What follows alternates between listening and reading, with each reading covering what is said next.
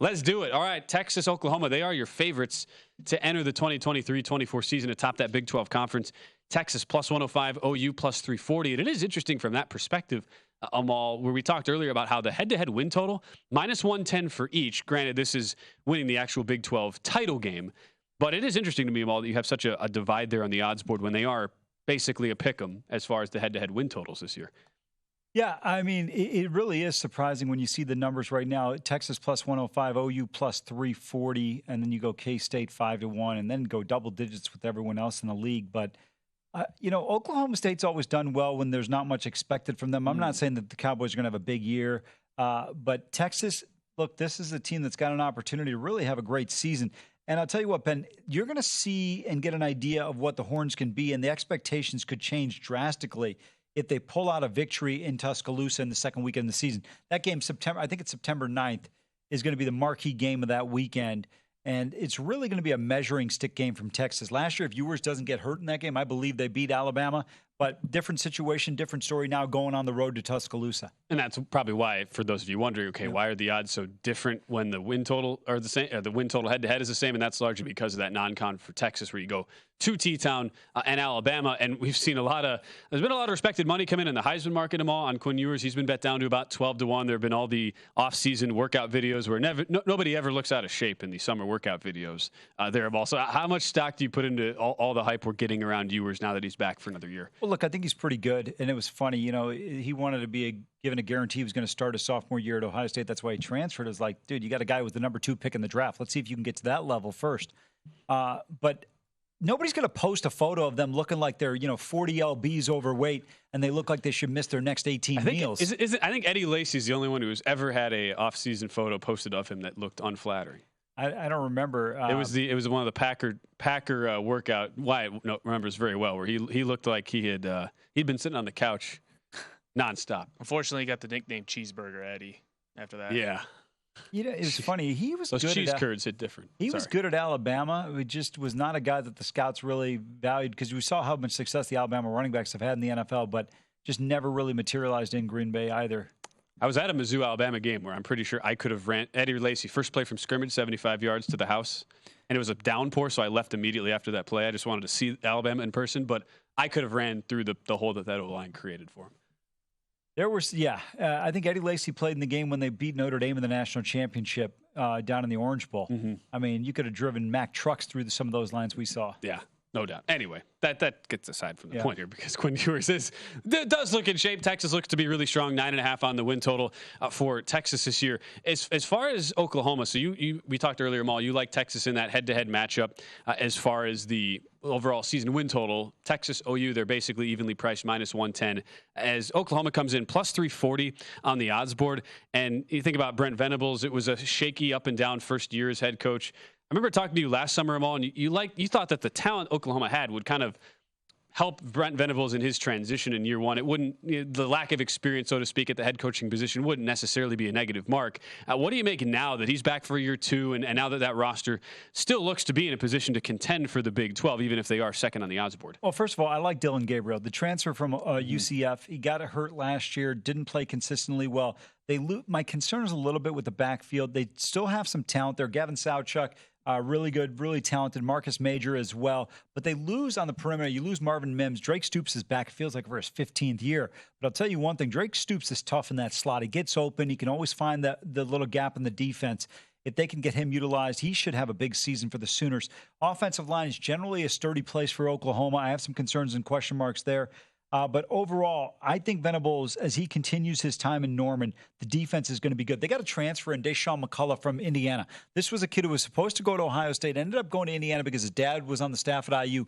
Transfers out of IU. He's going to be big time for them in the linebacker position. Sophomore transfer. I think he should have an immediate impact for them. This is a team that needs to get off to a fast start, and it's very capable. Arkansas State, SMU, who offensively is always solid. Tulsa in a game in state, which is a bit of a rivalry game for Tulsa playing Big Brother. And that game is in Tulsa. At Cincinnati as well. Remember, that's a conference game now with the Bearcats joining the Big 12. Iowa State. And then, of course, that first Saturday in October. I'm going to tell you, I said this yesterday or 2 days ago. If you're a college football fan, and I know a lot of fans do this, they go to maybe they go to South Bend for a game or they go to other places. The best game in college football, and covered college football for a long time.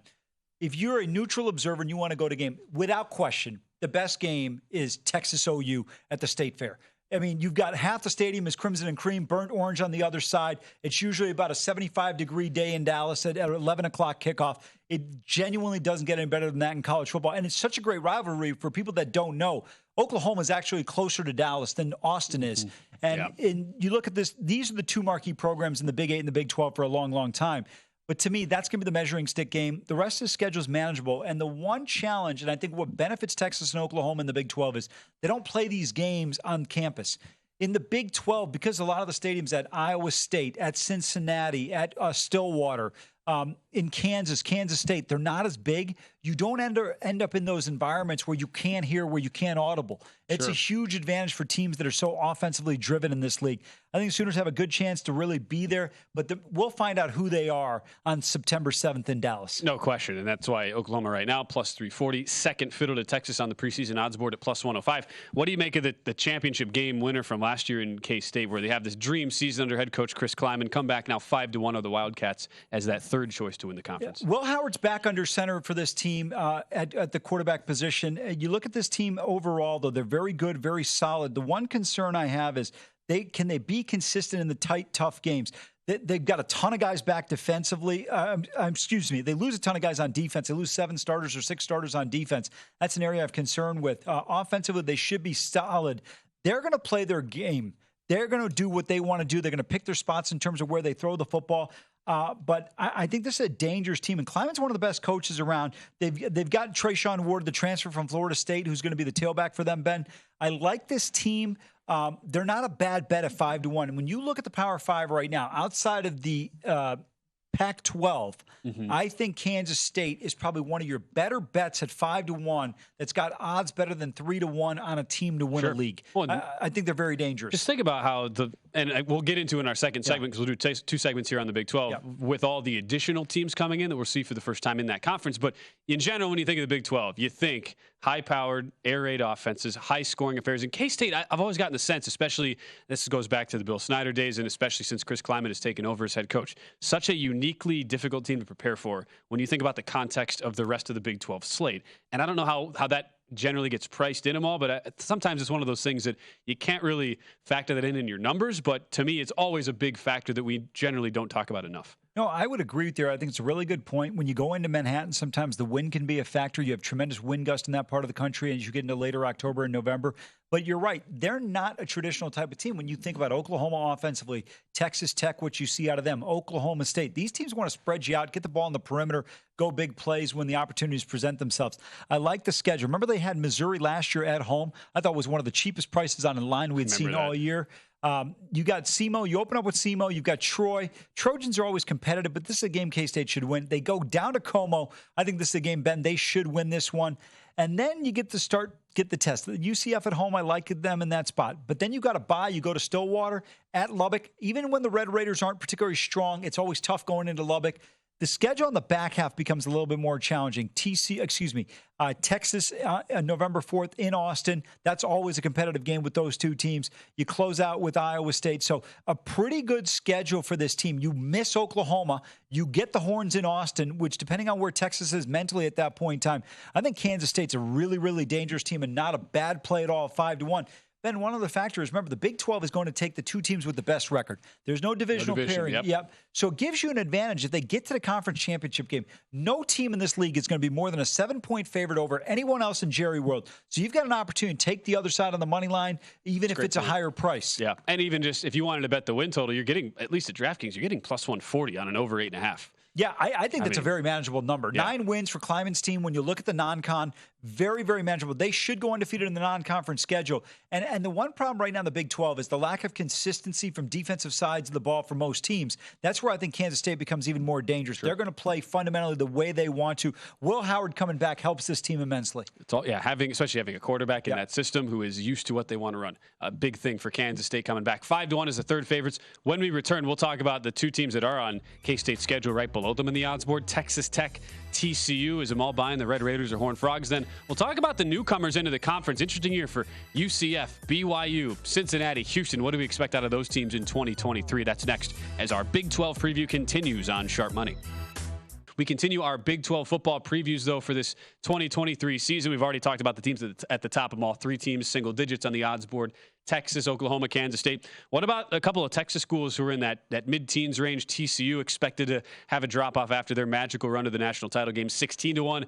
And there's the Red Raiders in Lubbock at 12-1. Amal, you bullish on either of those two teams in that sort of attractive mid-tier pricing? They're a pseudo long shot, but odds makers at least view them to be competitive on paper this year. Yeah, they do, but I'm not necessarily buying Texas Tech at 12-1. I feel like that number's a little bit short on them. That's not a team right now that I would be looking to bet. TCU is interesting. They're going to have, right now there's some question marks at quarterback. They've got Chandler Morris, who's an Oklahoma transfer. You've got Josh Hoover's a kid that they've recruited. And then you've got Chance Nolan, Oregon State transfer as well. So it'll be wide open in terms of where they go with the quarterback position. But they add in receivers like JoJo Earl from Alabama. This team offensively is going to be pretty good under Sonny Dykes. Gillespie, the defensive coordinator, obviously didn't have 2 particularly good games in the college football playoff. They've got to get better on the defensive side of the ball, Ben. That's an area I have serious concerns with right now with the Horned Frogs, because you talked about it earlier. In this league, we know people can score the football, and if you can't defend, you don't have to be great defensively, but you have to at least be competent. And right now, I have some concerns about TCU defensively. They do have a ton of starters back on defense. They've got 8 starters back from last year's team. Offensively, a big drop-off with only 3 starters returning. But I still think with Dykes, he's such a good offensive coach. And they open with Colorado, which is a great game for them at home.